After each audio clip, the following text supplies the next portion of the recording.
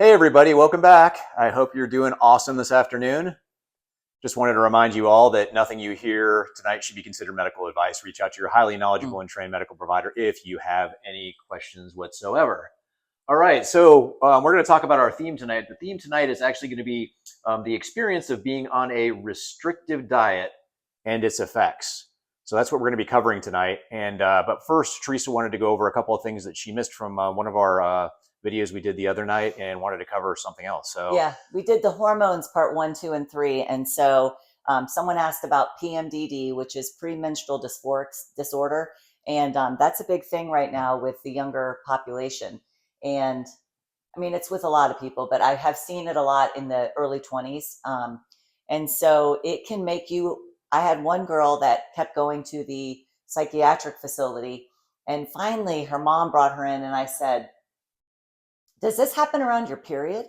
And she thought for a second and she said, oh, the last time I was in, I started my period and I had to ask for a pad, and they brought me those huge postpartum pads. And I was like, nobody asked her about her cycle. Nobody asked her about her food. Nobody asked her about her lifestyle. So PMDD can be significantly helped with progesterone because she's amazing. So that's how I treat it when I get women like that come in. And we've had quite a few that have done really well. And then also, I think it was part 2 of the BHRT.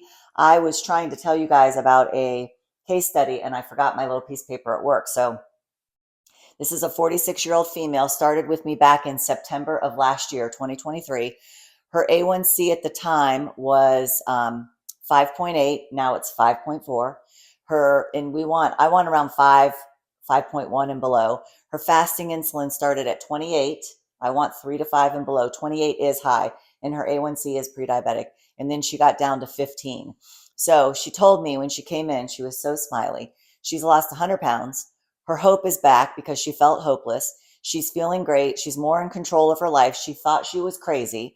And she's been seeing an endocrinologist for thyroid disease also. And the endocrinologist told her to eat essentially vegan. So to eat flax and chia and grains and quinoa and fruits and vegetables. She said, now I eat ribeyes every night, and this is how I look and how I feel. Good for her. So then she did not like the female endocrinologist here in town. So her primary gave her another referral, and the office said, they all think the same way. You can't really change in this office. So she ended up having to see this endo again 4 times past the time that they knew she wanted to change. And she said every time the endos came into the room and said, I'm not offended that you wanted to go somewhere else. The next 4 visits, every time that's what she said to her. She said she felt unheard. She interrupted her when she would start to answer questions. She threw it in her face that she wanted to leave. And she said she cashed in 2 401ks because she was circling the medical establishment and trying to get with someone that could help her. So she's like flinting around to all these places, has to cash in her 401k because it gets so expensive. So she said now she's not as hungry. She eats ribeyes every day. And then the endocrinologist, I mean, it's not just them, but she also had labs at a chiropractor's office and brought them to the endo. Now, her thyroid labs were on there, but she had them at Quest. That's where her endo gets labs, is Quest. And she brought them in, and the endocrinologist said, I can't read these. These are functional medicine labs. I don't want these. And it's like, right, but also her thyroid is on there, and that's what you're managing her for. So they're just mean. So this individual went around and spent their entire 401k or a large part of it just on trying to get these specialty functional tests and whatnot from like certain types of clinics and whatnot. Yep. Okay, got it. Yep. All right. And then I saw her T3, and it was 2.8, and I was like, your T3 is terrible. And she said, oh, the endocrinologist said it was normal, which it is. It's in range, but. Yeah. Well, speaking of ribeyes, and you mentioned the food earlier, I forgot to mention that the crock pot that we had going there that I showed earlier on in the video is it's got chuck roast in which there. Which is a cheap cut of meat. We get 2 huge pieces at Sam's, and was $24. So I think that's pretty good because it's 2 big pieces. Yeah, and another advantage to it as well is Teresa starts that at around 8 or 9 a.m. in the morning time.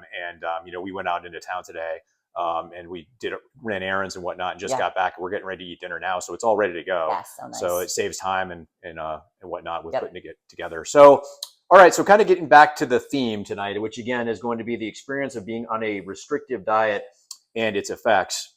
We get a lot of apprehension around probably the biggest obstacle that we hear from patients and clients and just people in passing conversations around going keto or low carb or carnivore is that, oh, it's too restrictive. Now, a lot of it's just parroting what's going on out there in the on the interweb and on the mainstream what do you call it, legacy media stations and whatnot. So it's kind of getting parroted around. But I wanted to just address that. So if you're talking about not being able to eat energy dense but completely nutrient deficient food like products like Frosted Flakes, your Starbucks latte dati, full of cream and all this other sugar and all this other stuff.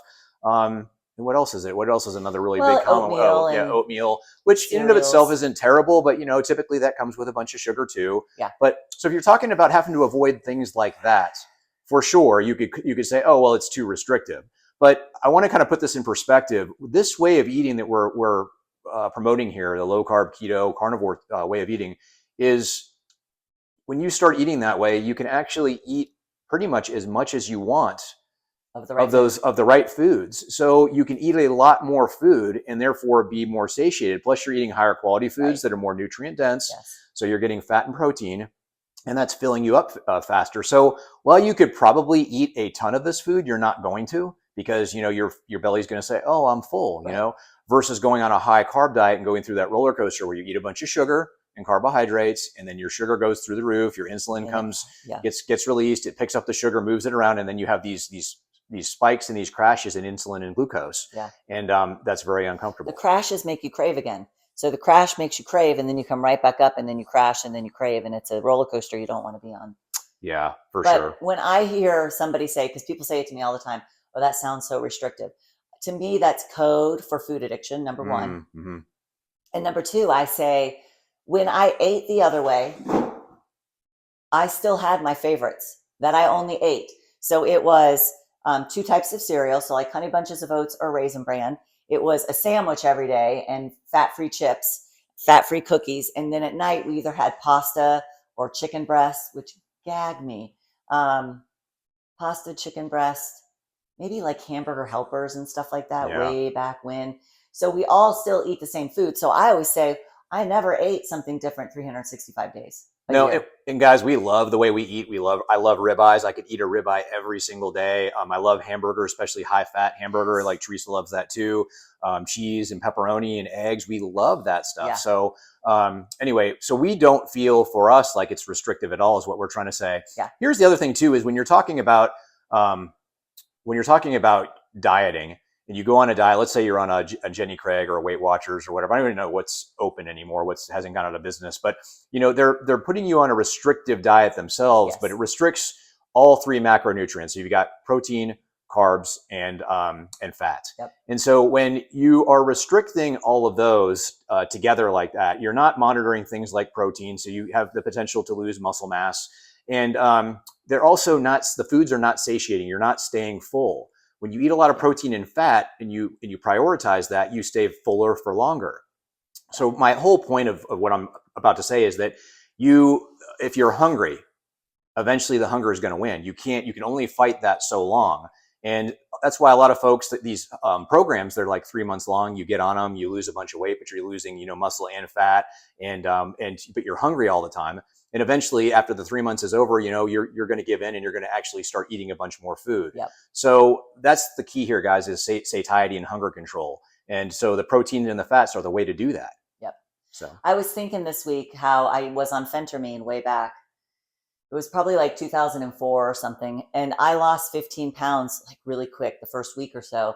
But they had you on 500 calories. And I was still teaching aerobics, working out in the weight room. And I remember at lunch, sometimes I would eat like a pickle and a couple hard-boiled eggs, and I could hardly finish the hard-boiled eggs. There is no way I was not losing muscle. There is no way. And I had no energy to do what I needed to do. That's why they give you B12 shots to kind of keep you going every week.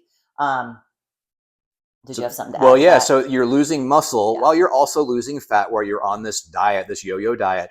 And then what happens is after the 3 or 4 months go by and you have to go back to your old way of eating, we need to talk about the way of eating thing too. But anyway, if you go back to the old way of eating, you start putting weight back on, but this time you're putting on fat. You're not putting on muscle. The muscle you lose is gone unless you go back to working out, resistance training and whatnot. Right. The problem is not teaching people how to eat once you go off that. I lost 15 pounds. Maybe it was muscle, but if someone had taught me how to eat, maybe I could have built more muscle and replaced it with fat. But instead, you replace it with fat. So. Yeah, it's tricky. And all I was going to say too is using the language is we have to adopt this this as a lifestyle. We don't want to call it a diet. A diet indicates a beginning and an end point. Let's make it a lifestyle change and let's last. And so persevere through all these tough times when not worry about being hungry all the time. It's just, again, guys, I can't stress enough that the hunger always wins. Yep. And today we were out shopping and doing some things, and I was like, oh, I'm really starting to get hungry. Like my stomach was really starting to growl. And in the old days, you would have to, and some of you out there might still be like this because you haven't started yet, where you would have to stop, go to a convenience store and get something to eat because you feel like you're going to die. It's kind of dramatic, but you feel really bad. I forgot what else I was going to say. That's okay. What we're trying to get is the bottom line here is with our way of eating, what we promote, we believe that, the lower carb is going to equal, you're going to eat higher quality foods that are more nutrient dense. You're going to have decreased amounts of hunger and you're going to actually begin losing fat. And that's the goal here is to lose fat and tap into those fat stores. So I remembered for a second, but it left again. Oh no. I hate when that happens. I know. So this is just how we do it. And there honestly is a lot of ways to do it. Like if you get on some of the carnivore groups, if you say you drink coffee, they're like, that's not carnivore. I mean, so there's tons of ways to do it. This is just the way we have found. We like beef, okay? That's what we have found keeps us satiated and full and satisfied. But you can have chicken, fish, duck, lamb, goat, goose, duck, fish. Yeah, and the different kinds of fats. You've got ghee and lard, and there's all kinds of different grease. Bacon grease, butter, obviously. So there's a lot of options here, and then vegetables. The less starchy vegetables are fine too. If you like veg. 100%. You want some broccoli or some cauliflower or Brussels sprouts, things like that. And then people always say, "Well, I love my salad," and it's sometimes when we go out to eat, which is very rare, but I will get a salad at one of the places we go, but. You can't just have a salad because there's no nutrients. There's hardly any calories and you're going to be hungry. You have to get a salad with steak and cheese and eggs and bacon and that's a real salad. Olive oil, like something that's going to keep you full. Because you eat a salad, you're going to be hungry. It gives you nothing. It gives you nothing. Just like eating a banana, gives you nothing. So someone's going to come on here at some point and say, it has nutrients like potassium. So does an avocado, more than a banana with less sugar. So when you're eating a banana, I say you're getting no nutrients. You're getting only energy that most of us have too much already on, stored energy, that now you're just going to store more. So 100%. Yeah. All right, guys. Well, we'll go ahead and wrap it up. If you guys wouldn't mind, just go ahead and hit a like button. If you haven't already subscribed, smash those likes and subscribe buttons. And you can send us emojis, send us little comments. All that helps us tremendously. And also just want to remind you guys too, for those of you who are new to our channel and don't know, I'm Mark. I'm Teresa's husband. I'm a health coach. And then of course, Teresa is a board certified nurse practitioner. She specializes in fat loss and hormones. And Teresa's, she's licensed in like 6 states, but she's practicing and seeing patients in 2. So if you're in Missouri or Florida and you're interested in becoming a patient or just learning more, reach out to us. And I want to just say, love the Lord and praise the Lord in every season. All right, guys. Well, good stuff. We, as always, we love you and God bless you, and we'll see you all next time. Bye. Bye.